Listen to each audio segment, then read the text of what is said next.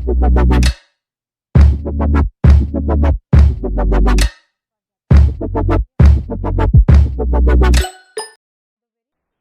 आज हम देखेंगे SPPU पुणे यूनिवर्सिटी के under first year BA graduation में इंग्लिश में जो सेक नाम का पेपर आया है NEP के अंडर अभी पिछले साल 2024 में, उसके बारे में हम डिटेल समझने की कोशिश करेंगे। सेक स्किल एनहांसमेंट कोर्स है और इसके अंदर आपको सॉफ्ट स्किल्स थ्रू इंग्लिश ऐसा एक पेपर है। उस पेपर के बारे में हम आज समझने की कोशिश करेंगे। सबसे पहले बता दूं कि मैं 37 ईयर से इंग्लिश पढ़ा रही हूँ। मुझे पहली बार बहुत खुशी हुई है कि सिलेबस में ये पेपर इंट्रोड्यूस हुआ है, क्योंकि आप लोग बहुत सारे डिग्रीज तो ले रहे थे, सर्टिफिकेट्स ले रहे थे, बहुत अच्छे मार्क्स भी ला रहे थे, लेकिन होता ये था कि सॉफ्ट स्किल्स पर सही अवेयरनेस नहीं होने की वजह से बहुत बार आप इंटरव्यूज में फेल हो रहे थे या इंटरव्यूज क्लियर नहीं कर पा रहे थे। लेकिन अब इंग्लिश में ग्रेजुएशन या for that matter any graduation में जब आप सॉफ्ट स्किल्स भी अच्छी तरह से कर पाएंगे तो मुझे लगता है कि आप इंटरव्यूज भी क्लियर कर पाएंगे। मैं ऐसा क्यों कह रही हूँ, आगे मैं आपसे इस बारे में बात करूंगी। तो चलिए मुड़ते हैं कि सेक स्किल एनहांसमेंट कोर्स में आपको क्या क्या पढ़ना है। तो सबसे पहले हम जानते हैं कि ये जो स्किल एनहांसमेंट कोर्स सेक, जिसके अंदर सॉफ्ट स्किल्स आपको दिया गया है इंग्लिश के थ्रू। एक बात समझ लीजिएगा, सॉफ्ट स्किल्स का और लैंग्वेज का डायरेक्ट कनेक्शन नहीं है। आप किसी भी लैंग्वेजेस में आपका सॉफ्ट स्किल्स अच्छा कर सकते हैं। मैं ये इसलिए कह रही हूँ कि इस गलतफहमी में हमको नहीं रहना है कि जिनको इंग्लिश आती है उन्हीं का सॉफ्ट स्किल्स अच्छा होता है। ये बात सही नहीं है।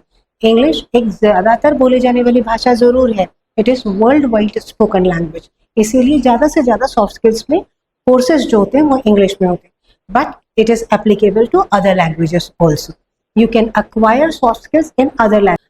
Having said that, because I'm teaching English language, because our channel is dedicated to teaching English, let's talk about what skill enhancement course has for English.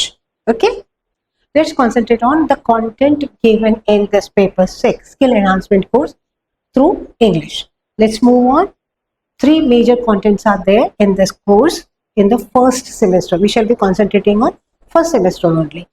The first part is introduction of soft skills. ये soft skills होता क्या है, उसका definition क्या है, इसके बारे में सही गलत जो भी धारणाएं हैं उनके बारे में हम सबसे पहले तो डेफिनेशंस और उसके नेचर के बारे में बात करें। Then we will move ahead in comparing what hard skills and soft skills are. मैंने शुरू में कहा था ना कि जो डिग्री सर्टिफिकेट्स वगैरह आप लेते हैं उन्हें हम हार्ड स्किल्स में डालते हैं। इन दोनों में थोड़ा सा फर्क ये है कि सॉफ्ट स्किल्स आप ऐसे प्रेजेंट नहीं कर सकते, ये लो मैं सॉफ्ट स्किल्स, ये मेरे इतने इतने सॉफ्ट स्किल्स मुझे आते हैं। No, those are reflected through your personality.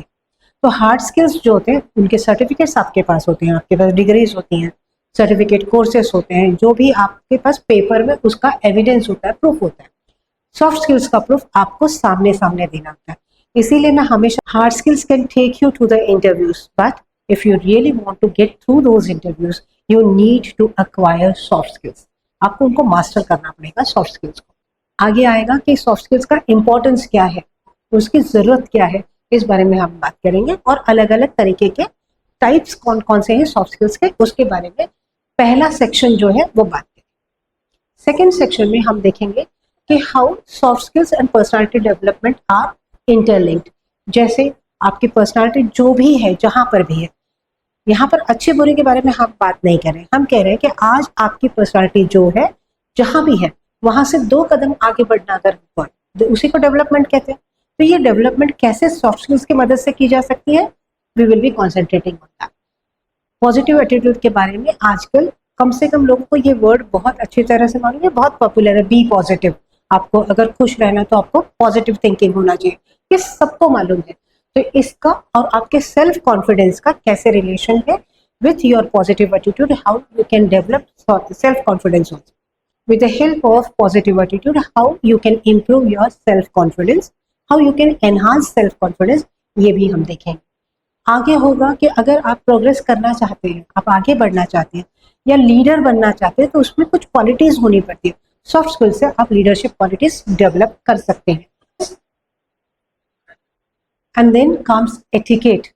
Manners, etiquette बहुत बेसिक चीज है।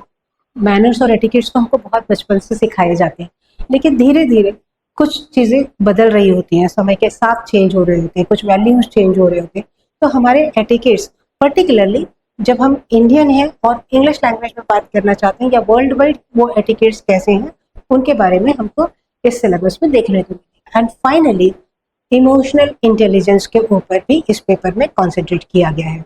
ये इमोशनल इंटेलिजेंस क्या होता है, इसका हम डेफिनेशन देखेंगे और इसकी जरूरत ही क्या है। आपको इमोशनली भी इंटेलिजेंट होना पड़ता है, आपके इमोशंस कहाँ एक्सप्रेस करने हैं, कहाँ नहीं करने हैं, आपको आपके इमोशंस को किस तरह चैनलाइज करना है, जिसकी वजह से आप लो कॉन्फिडेंट भी ना लगे और ओवर कॉन्फिडेंट भी ना लगे। और आप आजकल की जो बीमारियां चल रही है ना, डिप्रेशन वगैरह के बारे में, सॉरी इस सिलेबस से बहुत थोड़ा सा डिस्ट्रैक्शन लग सकता है लेकिन है नहीं, ये चीजें इंटरकनेक्टेड है। ये डिप्रेशन वगैरह की जो चीजें होती हैं वो इसीलिए होती है कि आप अपना EQ नहीं समझ पाते हैं, तो इसे भी समझाने की कोशिश की है। I am personally very happy that the university has taken cognizance of this and this is a part of your syllabus now. हम देखेंगे कि इमोशनल इंटेलिजेंस का मतलब क्या है, उसका डेफिनेशन क्या है और उसकी जरूरत क्या है। आगे हम देखेंगे कि इंटेलिजेंस क्वोशिएंट जो होता है वो नॉर्मली अभी ना सभी लोगों को मालूम है। ये जो इंटेलिजेंस क्वोशिएंट होता है आपके मार्क्स में आपने कैसे परफॉर्म किया है, या बहुत सारे लोग होते हैं कि अलग अलग प्रोफेशन लेते समय अभी ऐसे टेस्ट भी होते हैं ना जिसमें आपका इंटेलिजेंस क्वोशिएंट वो चेक किया जाता है और बताया जाता है कि whether you are suitable for the post, suitable for the course और नॉट, है ना। तो अभी इंटेलिजेंट क्वोशिएंट और इमोशनल इंटेलिजेंस ये दोनों का मीनिंग हम कंपैरिजन भी करेंगे और ये एक दूसरे के वर्सेस कैसे ये भी देखेंगे।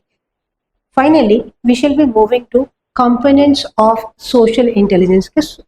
मैं इंडिविजुअली तो बहुत इंटेलिजेंट हूँ लेकिन सोसाइटी में मैं इंटेलिजेंट हूँ कि नहीं, या सोसाइटी के पॉइंट ऑफ व्यू से या मेरा इंटेलिजेंस सोसाइटी के लिए कैसे काम आ सकता है, ये सब चीजें हम देखेंगे सॉफ्ट स्किल्स के पेपर में। तो फर्स्ट सब में आपके 50 मार्क्स का पेपर होगा जो 2 क्रेडिट के लिए है, जिसमें से 35 मार्क्स की एक आपकी एग्जामिनेशन होगी जिसमें आपको 14 मार्क्स तो कम से कम लाने पड़ेंगे पास होने के लिए। इंटरनल असेसमेंट होगा आपका 15 मार्क्स का और इसमें कम से कम 6 मार्क्स आने चाहिए। ये जो इंटरनल असेसमेंट है इसका इवैल्यूएशन कुछ अलग अलग चीज़ों पर बेस्ड है, मैं आपसे उस बारे में बात करूंगी आगे। ये जो 15 मार्क्स का इंटरनल असेसमेंट है ये असेसमेंट टीचर्स और स्टूडेंट्स उनके कन्वीनियंस से फ्रॉम द गिवन चॉइसेस कर सकते हैं। यहाँ पर जब आप देखेंगे कि क्वेश्चन पेपर पैटर्न जो आपका 35 मार्क्स का है वो कैसा है। Question number 1 will be based on unit 1। ये यूनिट्स में आपको पहले ऊपर दिखा चुके हूँ। तो यूनिट 1 में से आपको जो क्वेश्चंस आएंगे वो होंगे 4, उसमें से आपको करनी है 2 और वर्ड लिमिट दिया है आपको 100 वर्ड्स का। तो आपका एक क्वेश्चन का आंसर जो है कम से कम 100 वर्ड्स का होना चाहिए। This is more important. The examiner is trying to know whether you are able to describe the things in English और नॉट। तो आपको 100 वर्ड्स का मतलब होता है, ये बताना सही नहीं है लेकिन फिर भी मैं सिर्फ आपको ठीक से अवेयर करने के लिए बता दूं कि 50 वर्ड्स का मतलब होता है जो आपके आंसर शीट है उसका अराउंड हाफ पेज और दूसरा 50 वर्ड्स मतलब around 1 side of the page में आपको 100 वर्ड्स होते हैं।